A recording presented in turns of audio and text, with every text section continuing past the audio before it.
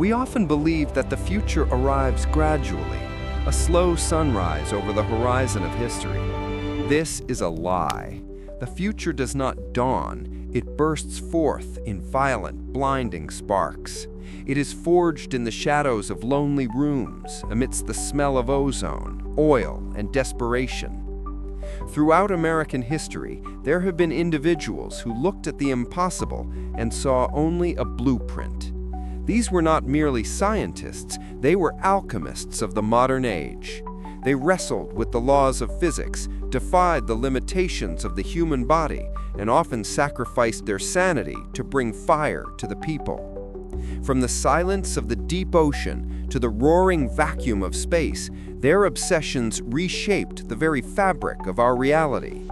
These are the stories of the dreamers, the madmen, and the geniuses who built the world we take for granted. Story 1. The Wizard of the Dark. In the late 19th century, the world was a prisoner of the sun. When dusk fell, humanity retreated into the gloom of gas lamps and flickering candles. But in Menlo Park, New Jersey, one man declared war on the darkness.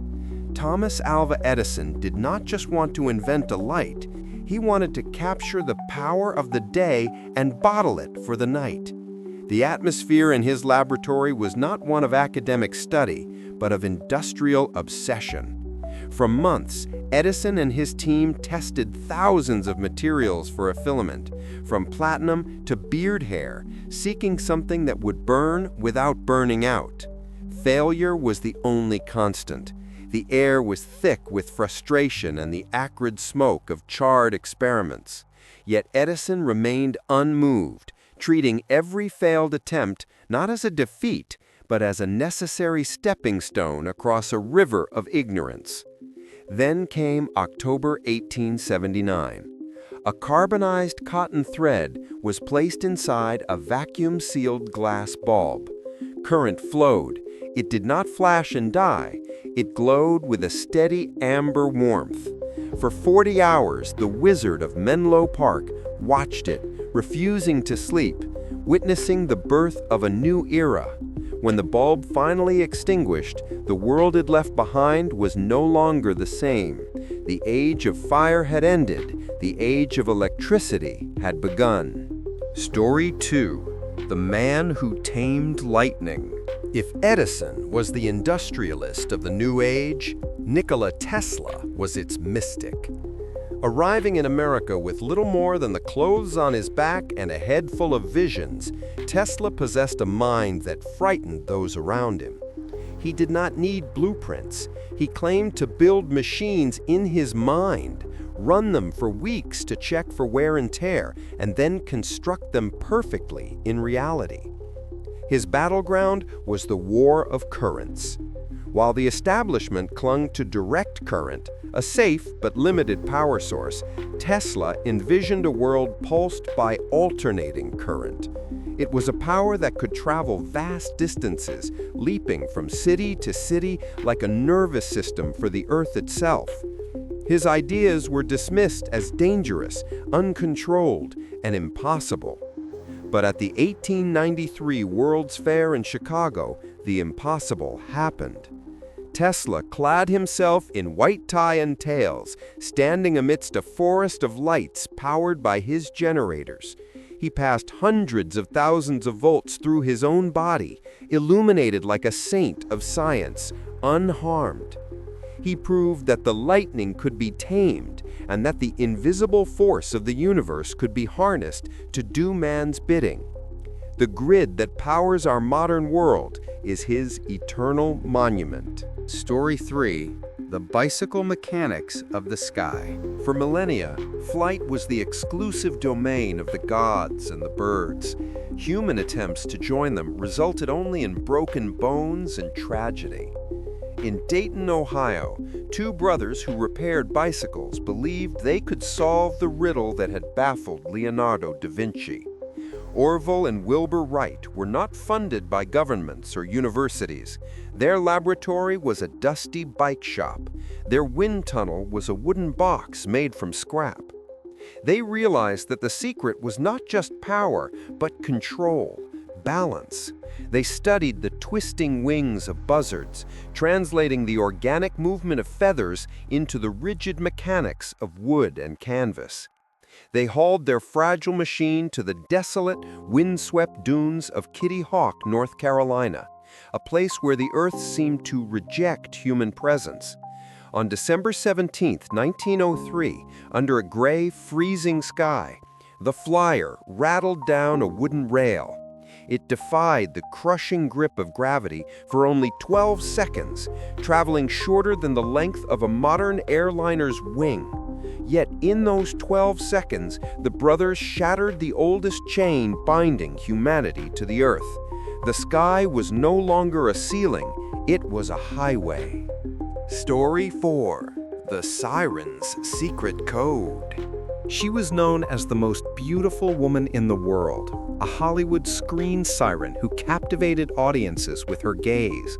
But behind the mask of glamour, Hedy Lamarr hid a sharp, predatory intellect. While the world watched her films, she watched the world crumble into the chaos of World War II. She understood that the war would be won not just by bombs, but by information. Lamarr identified a fatal flaw in Allied torpedoes. Their radio guidance systems could be easily jammed by Nazi enemies. Drawing inspiration from the synchronized mechanics of player pianos, she conceptualized a method where the radio frequencies would jump randomly between channels, frequency hopping. Both the sender and receiver would switch paths in a complex dance that no enemy could predict or silence. The U.S. Navy initially ignored her patent, unable to reconcile the image of a movie star with military-grade engineering. They filed it away in the dark archives of bureaucracy. It wasn't until decades later, during the Cuban Missile Crisis, that her technology was finally deployed.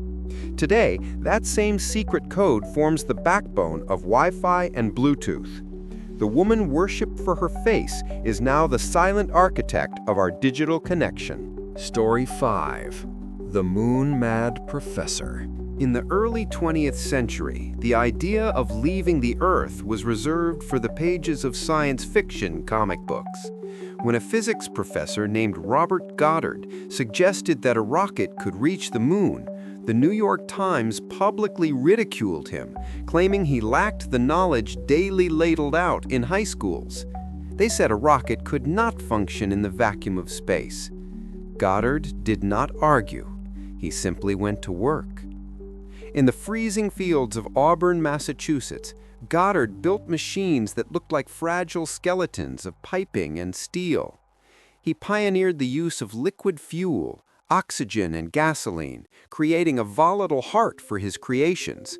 The neighbors were terrified of the explosions. The police were frequently called.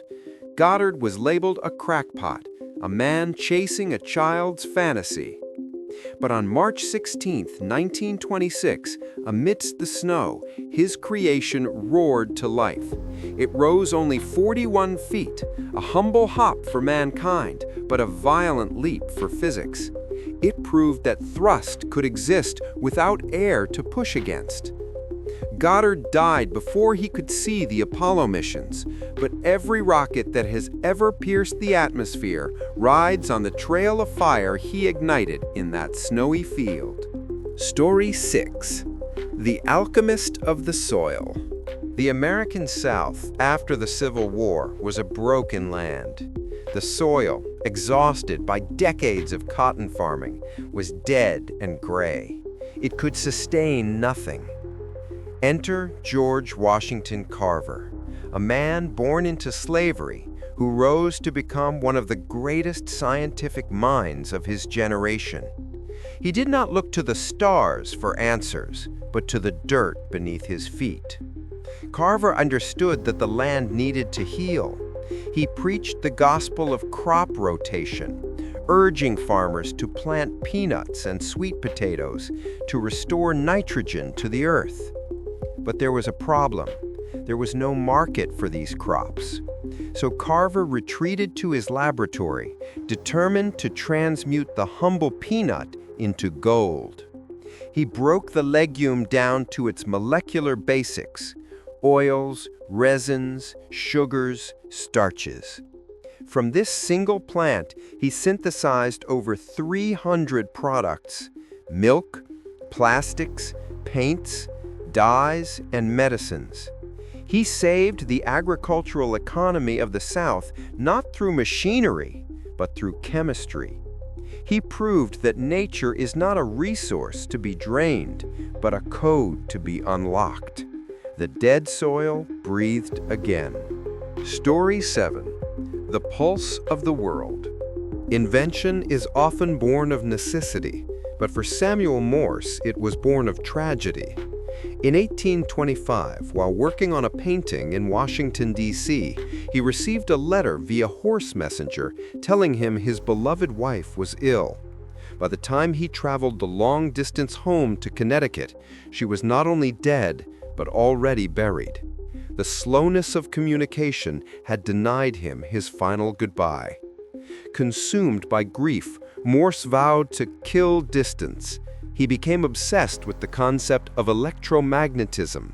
If electricity could travel instantly through a wire, could it not carry a thought? Could it not carry a voice, stripped down to its rhythmic essence? After years of poverty and ridicule, he stood in the Supreme Court chamber in 1844. He tapped out a series of dots and dashes on a simple machine. 40 miles away in Baltimore, the message was received instantly. What hath God wrought? The world shrank in that singular moment.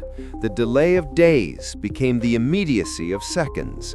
The nervous system of the modern planet had delivered its first impulse. Story 8. The Guardian of the Crossroads. The early 20th century was a collision of the old world and the new. In the cities, horse-drawn carriages fought for space with early automobiles, creating a chaotic, deadly dance of metal and flesh. Garrett Morgan, the son of former slaves, saw this chaos not as a fact of life, but as a failure of order. Morgan possessed a mind that sought to protect. After witnessing a horrific accident at an intersection, he drafted a design for a T-shaped pole with 3 positions: stop, go, and, crucially, an all-direction stop to clear the intersection. It was the ancestor of the yellow light, a pause that saved thousands of lives. But his genius went deeper.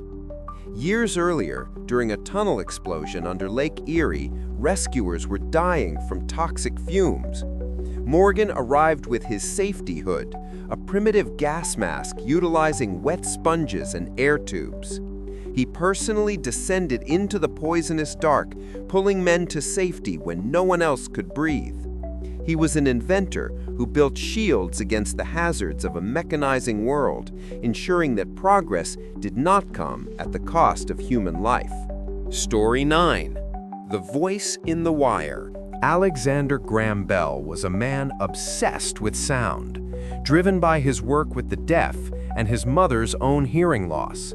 He understood the mechanics of the human voice intimately, the vibration, the pitch, the resonance. While others sought to improve the telegraph, Bell asked a more profound question. Why send a code when you can send the soul of the speaker? His laboratory was a clutter of tuning forks, magnets, and diaphragms. He sought to make a metal disc vibrate in sympathy with the human voice, turning sound waves into electric currents and back again. It was a delicate, frustrating dance of physics. On March 10, 1876, the breakthrough occurred not with a speech to a nation, but a cry for help. After spilling acid on his trousers, Bell shouted into his device, "Mr. Watson, come here, I want to see you." In the next room, Watson heard the voice clearly through the receiver. The isolation of distance was shattered. Bell had given the world the ability to whisper across continents. Story 10. The Queen of Toad. By the mid-20th century, the machines had become giants.